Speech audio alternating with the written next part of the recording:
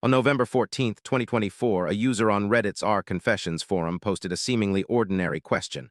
What is your biggest regret in life? For the first hour, the answers were what you'd expect. Failed relationships, career mistakes, words left unsaid.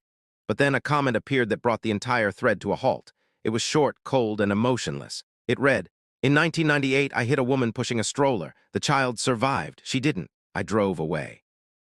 I was never caught. I'm writing this because the statute of limitations has expired." There were no excuses, no apologies, just a flat statement of fact. At first, the community dismissed it as fiction. After all, Reddit is famous for its creative writing and shock value. It had to be a story, right? But that certainty began to crumble when a user noticed something deeply unsettling.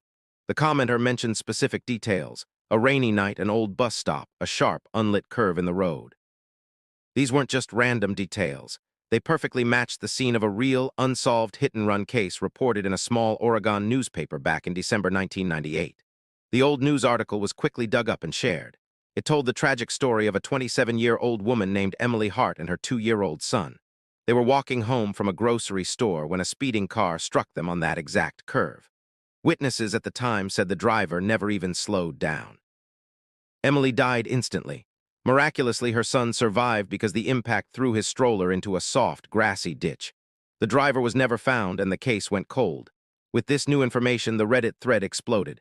Users began frantically questioning the mysterious commenter. The replies came back just as cold and direct as the original post. Someone asked, "Were you drunk?"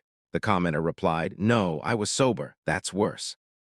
Another user pressed, "Do you ever think about the child?" The answer was haunting. Every year, thinking doesn't bring people back. The questions kept coming, each one trying to understand the mind of someone who could live with such a secret.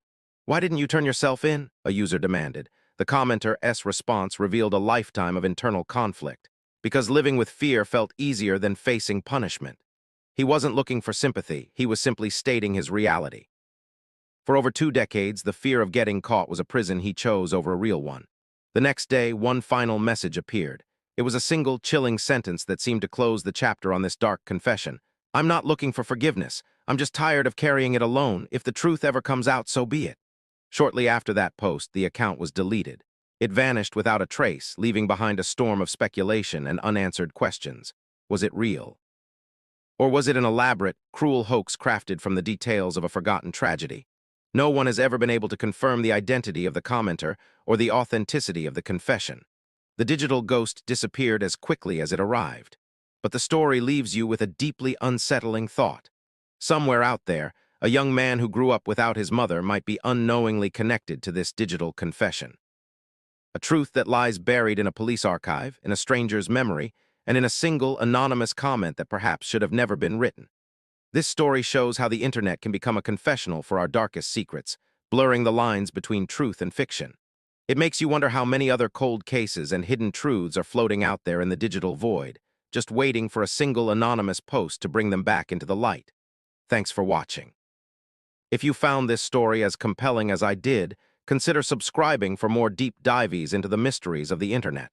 See you next time.